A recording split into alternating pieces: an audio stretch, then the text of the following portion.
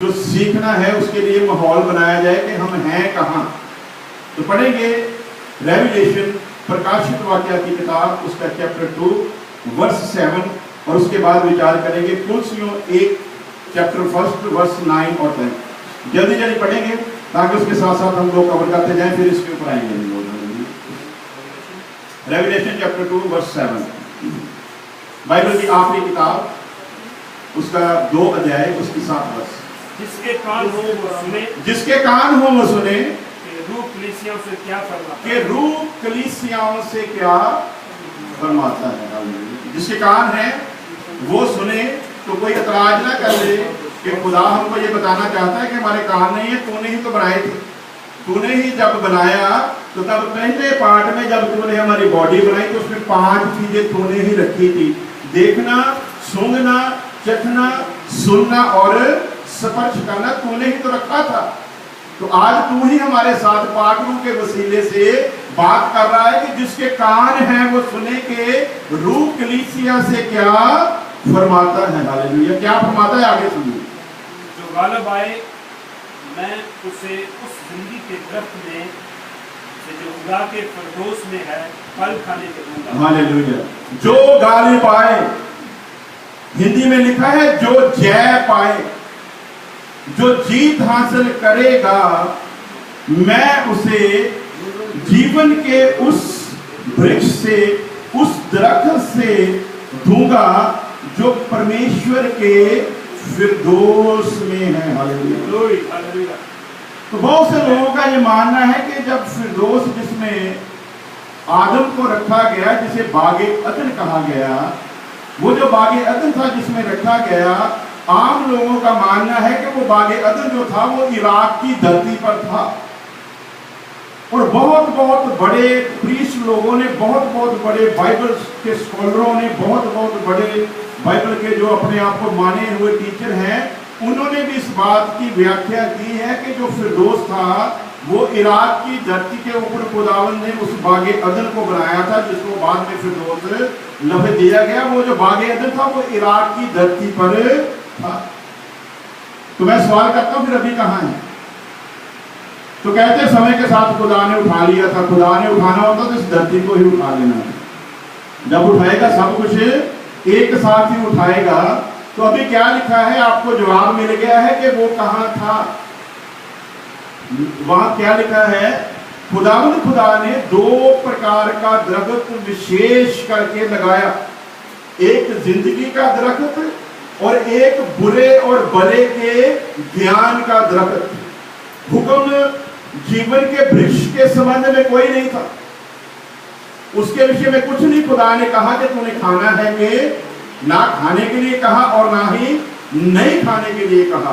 लेकिन भले और बुरे का ज्ञान देने वाले के बारे में खुदा ने कहा तो इस वृक्ष के फल को कभी मत खाना, जिस दिन तू खाएगा तू मुझसे मर जाएगा। जब खा लिया उसके बाद आप, क्योंकि हमारा सब्जेक्ट अभी इधर नहीं है, जब मौका मिलेगा तो उधर जाएंगे। जब खा लिया तब खुदा ने एक हुक्म निकाला इससे पहले कि ये अपना हाथ बढ़ाकर जिंदगी के उस दरख्त से खा ले, आओ हम इसे बागे अदन से बाहर निकाल दें। और इसके चौगिर्दे एक घूमने वाली तलवार लटका दी जाए ताकि ये अपनी इच्छा से दोबारा इसमें प्रवेश करने ना पाए। अब दोबारा प्रवेश तब मिलेगा, किसको मिलेगा? लिखा है जो फतह हासिल करेगा, जो जय पाकर आएगा, जो गालिब आएगा, मैं फिर उसे उस दरख्त के फल से खाने की इजाजत दूंगा जिसके लिए मैंने कहा था कि कहीं ये अपना हाथ बढ़ाकर इसे ना खा ले। तो यहाँ पर साफ लिखा वो दरख्त कहाँ है? परमेश्वर के फिरदौस में है। हालेलुया।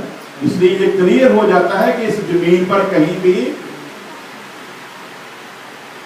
एक आदमी ने कहा नहीं ऐसा नहीं है, अगर वो जमीन पर नहीं था तो फिर जो सांप था वो कैसे वहां पर पहुंच गया? खुदा ने आदम को कहा कि तू इन जीव जंतुओं के नाम रख, फिर उसने कैसे रख दी? तो उसके बारे में लिखा है यशायाह नबी की किताब उसका 66 चैप्टर के स्वर्ग परमेश्वर का सिंहासन है और जमीन उसके पांव रखने की चौकी है। हालेलुया। भाई बुटा जी अपनी ये लात नीचे कीजिए और कोशिश कीजिए कि आप नीचे से बूट उठा सकते हैं, कोशिश कीजिए। मैं जो कह रहा हूं करिए।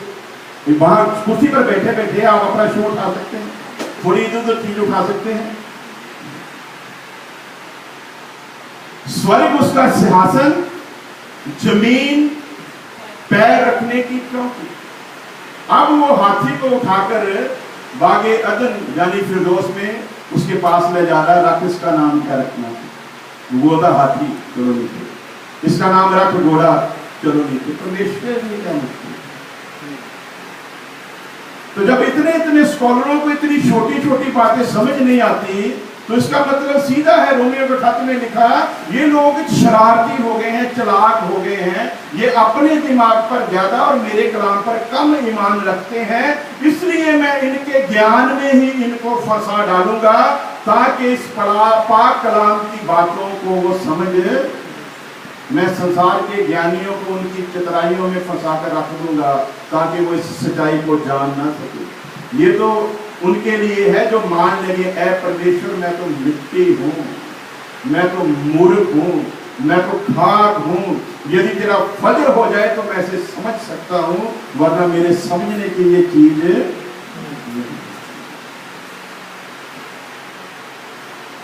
वो रखता गया नाम और वो जमीन पर उसे छोड़ता गया। जब गुनाह किया तो निकालकर इसी जमीन पर पटक दिया और फिर कहा कि अब तू अपनी मंशा से नहीं, हाँ मेरी योजना थी तेरे लिए, उस योजना को पूरा करने के लिए मैं इंतजाम करूंगा, फिर तुम्हें दोबारा इसमें प्रवेश करने दूंगा, क्योंकि पाप मेरे इस फिरदौस में प्रवेश कभी ना करने पाएगा। जो जय हासिल करेगा, जो जीत हासिल करेगा, उससे मैं जीवन के दरख्त से दूंगा। तो आज किसी ईसाई को पूछने, हाँ जी आपका क्या विचार है, मैं तो स्वर्ग में जाऊंगा। बेशक शाम को ही शराब की बोतल पी कर आया हो तो सुबह क्या कहते हैं, मैं तो मेरा तो नाम लिखा गया जी स्वर्ग में। सिगरेट अभी अभी घूम कर आता है उधर कर, और क्या कहते हैं, मेरा तो नाम लिखा हुआ है जी स्वर्ग में। अंदर पागरू है, उसी पागरू के अंदर शराब भी डाली जा रही है। क्या लिखा, तेरी देह मेरी पवित्र हैकल है, तेरा शरीर मेरा मंदिर है, तू अपने आप का नहीं। यदि तुझे फक्र है तो मैं तुझे ध्यान दिला दूं, मैं हूं तो तेरा शरीर है, जब मैं नहीं रहता तो तेरा शरीर भी किसी काम का नहीं है। तेरा शरीर मेरा मंदिर है, इसमें जब तू डालता है तो ध्यान रख, मैं तेरे अंदर हूं, मेरा पुर्जा तेरे अंदर फिट किया हुआ है, मैं तेरे अंदर हूं। तो इंसान को कभी कभी गलती ला जाती, नहीं ऐसा कैसे हो सकता है। जब वो अपनी उस चीज को निकाल लेता है, तब वही बॉडी चाहे 7 फीट की क्यों ना हो, किसी भी काम की नहीं रहती। वो पत्नी जो कसमें खाती है जिंदगी भर साथ रहने की, वो भी कहती सूर्य अस्त होने से पहले पहले इस मिट्टी को मिट्टी के हवाले कर दो, कहीं बदबू ना फैलाने लगे।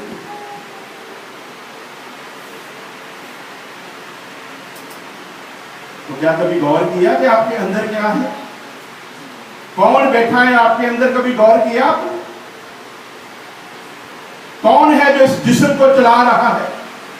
एक ताकत है, एक शक्ति है। खुदा ने सारा कुछ मिट्टी से गूंदा और एक पुतला बनाकर खड़ा कर दिया। किसी काम का नहीं था, किसी भी काम का नहीं था। लिखा उसने अपना श्वास फूका तो वो जिंदा जान हो गया। उसके फूके हुए श्वास के कारण आपका वजूद है। जब वो श्वास पीछे खींच लेता है, फिर मिट्टी की मिट्टी हो जाती है और एक बेजान पुतला बन। इससे ज्यादा कोई भी वजूद, तो किस बात का घमंड करते हो कि मैं ये हूं, मैं वो हूं, मैं बड़ा खरा हिंदू हूं, मैं बड़ा खरा ईसाई हूं, मैं बड़ा खरा मुसलमान हूं? तुझे तो कुछ भी नहीं पता। किसी ने कहा था, खुदावंद खुदा से किसी ने बात की, उसने कहा मैंने तो इंसान बनाया था, ये मजहब, ये जाति, ये धर्म तो तेरे जैसे चलाक लोग।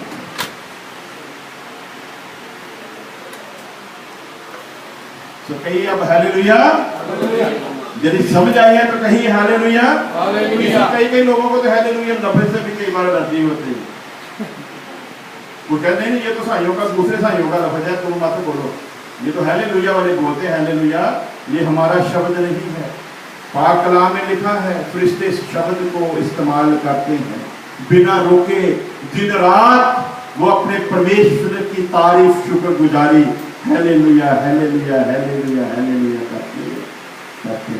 एक ही शब्द जिसका कोई ट्रांसलेशन नहीं, इस शब्द के द्वारा। और यही शब्द जब यरीहो के 7 चक्कर 6 चक्कर 6 दिन में और 7वें दिन में 7 चक्कर जब पूरे किए, तो यही नारा उन्होंने जब लगाया तो लिखा है वो दीवार जिसको डरते थे वो लांघने के लिए, वो दीवार उनके सामने जमीन में धस गई और अपने सामने सीधे सीधे निकल गए। बोलिए हालेलुया। आज बीमारी की दीवार आपके सामने हो सकती है जो आपको डराती है कि इससे तुम फांद नहीं सकते, परंतु यदि हालेलुया का नारा उसी योजना के अनुसार जैसा परमेश्वर ने हुक्म दिया है लगाओगे तो किसी बीमारी में जुर्रत नहीं उस हालेलुया लफ्ज के सामने एक पल के लिए भी ठहर सकते।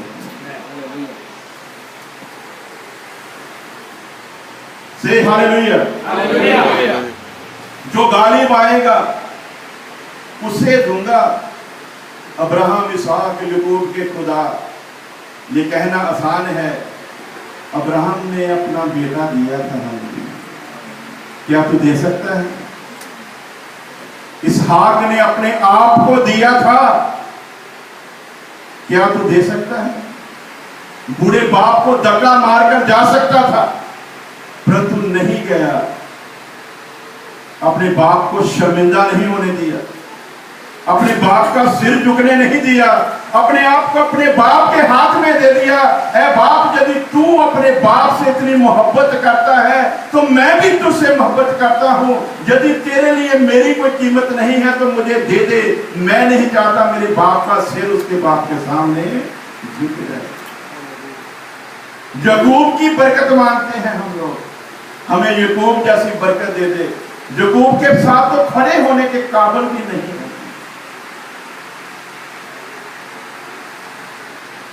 आज हर कोई कहता है याकूब का खुदा, याकूब से इस्राएल बनने में उसे कितना बड़ा संघर्ष करना पड़ा, तब कहीं जाकर उसका नाम धोखेबाज से इस्राएल हुआ।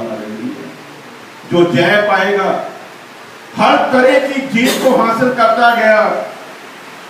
100 साल की उम्र में जिस इंसान को बेटा मिला हो और 12 साल का जब हो तो खुदा कहे कि अब इसे ले और उस पहाड़ पर जिसे मैं तुझे बताऊं इसे ले जा और उसे कुर्बान कर दे। क्या करना है जी? 100 साल की उम्र में हासिल हुआ, 12 साल का हुआ और हुक्म क्या मिला?